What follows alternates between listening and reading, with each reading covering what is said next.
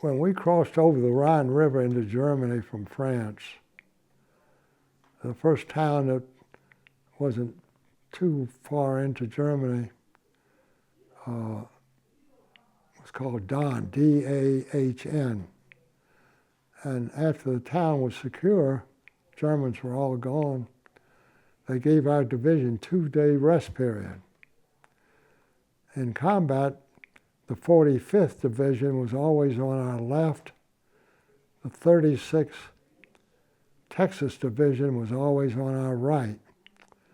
Sometimes all 3 divisions were in combat, and there were times where one of the 3 had a day, 1 or 2-day rest period, while the other 2 divisions were still in combat with the infantry guys.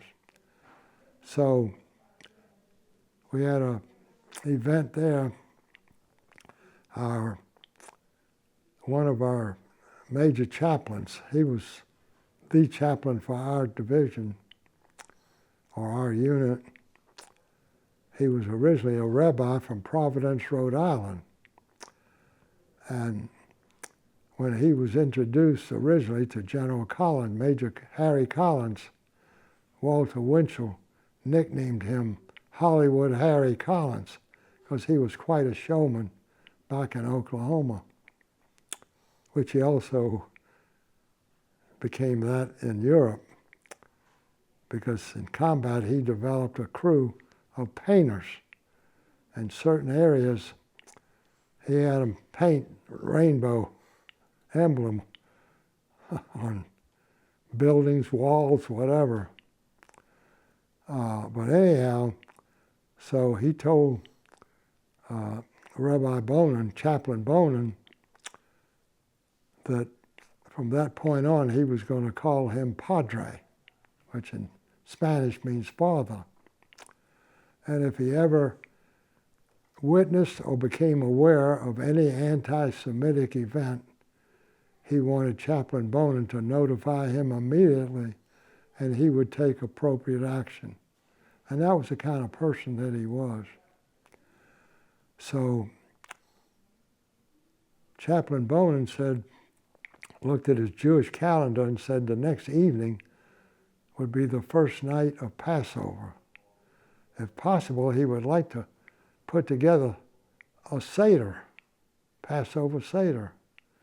General Collins liked the idea, sent the chaplain with his Jeep driver and a couple of trucks back to France, got in touch with the Jewish agency there in Paris, and they got freshly killed chickens, vegetables, French wine, whatever they felt they needed to serve. They planned about 800 soldiers, brought it all back to Dahn, Germany. They acquired a little prayer book called a Haggadah, and so they wanted to make 800 copies. So the building they were in to have it was an old school building at the time.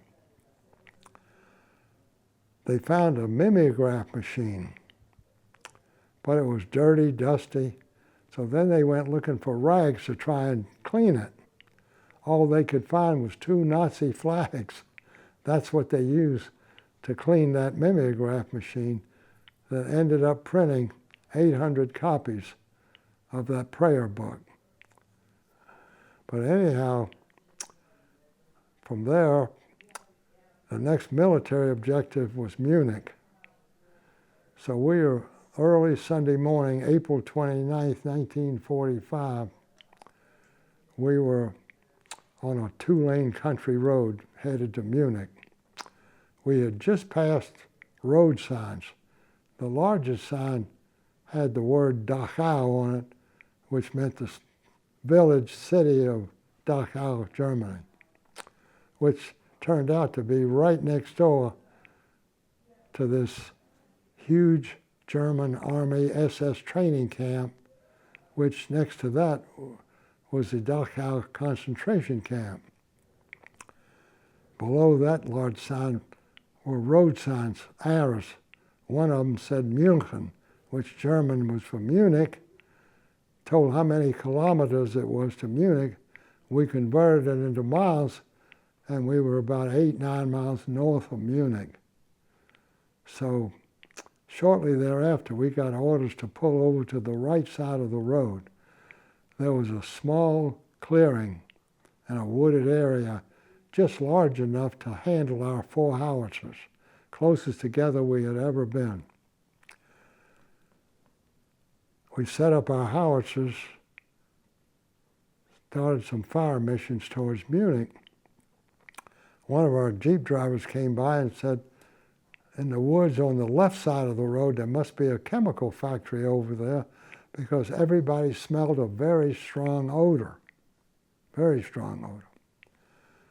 My brother Howard was close by. He came over to me. He says, he don't know if there's a chemical factory over there, but the odor reminds him when we were kids, our mother used to go to a kosher meat market, buy a freshly killed chicken, take it home, hold it over the gas flame of the stove in the kitchen to burn off any remaining pin feathers. In so doing, it would burn some of the skin and the fat of the chicken. He said that's what the odor reminds him of. So I asked my gun sergeant, Tom Rogers from Pennsylvania, permission for Howard and I to go and try and determine what's the source of this very strong odor. He said, go ahead, but don't stay long because we just had a lull in fire missions. We don't know how long we're going to stay there. We might pull out at any time. So we took off, went through the woods. Took us about 10, 12 minutes to get through, and the first thing we saw was a very large open area. Then we saw a line of railroad boxcars. We crawled over between 2 boxcars, and the first car to our immediate right, the sliding door had been opened along with 5 or 6 more boxcars. All the sliding doors were all open. But this particular one was the only one that had legs of a deceased prisoner hanging out of the boxcar. It was unique compared to the other ones. We had just liberated a couple weeks earlier a little Brownie box camera. The only film we had was what was inside the camera. So we hadn't taken any pictures yet. We were waiting for something important to take a picture of. Since that was the only one that had the legs hanging up, we decided to take a picture of that boxcar. Well, then we noticed some soldiers. Nearby was a 2-story building. In the center, in the middle, was a gate. We saw some soldiers going through that gate.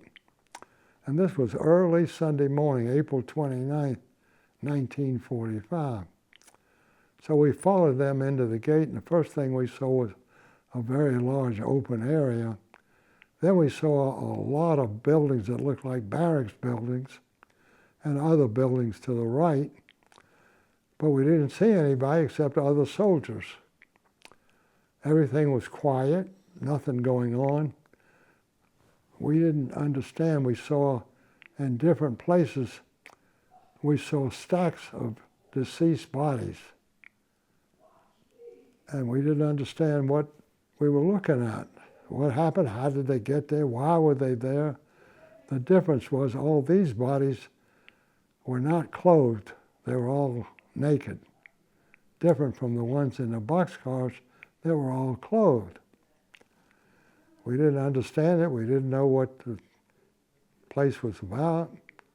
We knew we couldn't stay there very long. So we turned around and went back.